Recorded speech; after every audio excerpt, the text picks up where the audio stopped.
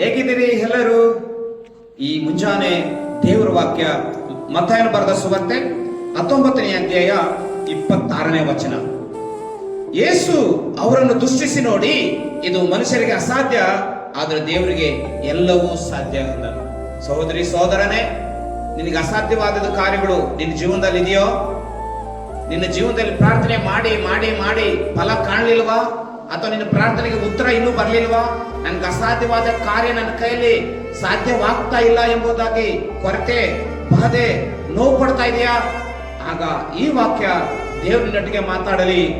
ಮತ್ತಾಯನ ಬರೆದ ಸುವಾರ್ತೆ 19:26ನೇ ವಚನದಲ್ಲಿ ಯೇಸು ಅವರನ್ನು ದೃಷ್ಟಿಸಿ ನೋಡಿ, ಇದು ಮನುಷ್ಯರಿಗೆ ಅಸಾಧ್ಯ, ಆದರೆ ದೇವರಿಗೆ ಎಲ್ಲವೂ ಸಾಧ್ಯ. ಪ್ರೀತಿಯ ದೇವ್ರ ಮಗುವೆ, ದೇವ್ರ ಹತ್ರ ನೀನು ಪ್ರಾರ್ಥನೆ ಮಾಡು. ನಿನಗೆ ಬೆಟ್ಟದಷ್ಟು ನೋವಿರಲಿ, ಬೆಟ್ಟದಷ್ಟು ದುಃಖ ಇರಲಿ, ಅಸಾಧ್ಯ ಕಾರ್ಯವು ನಿನ್ನ ಜೀವನದಲ್ಲಿ ಇರಲಿ, ದೇವರಿಗೆ ಚಿತ್ತವಾಗಿದ್ದರೆ ಅಂತ ಕಾರ್ಯವು ನಿನ್ನ ಜೀವನದಲ್ಲಿ ದೇವರು ಸರಾಗ ಮಾಡ್ತಾನೆ. ದೇವರು ಅದ್ಭುತ ನಿನ್ನ ಜೀವನದಲ್ಲಿ ಮಾಡ್ತಾನೆ. ನಿನಗೆ ಅಸಾಧ್ಯವಾದ ಕಾರ್ಯ ದೇವರಿಗೆ ಸಾಧ್ಯವಾಗಿ ಮಾರ್ಪಡಿಸ್ತಾನೆ.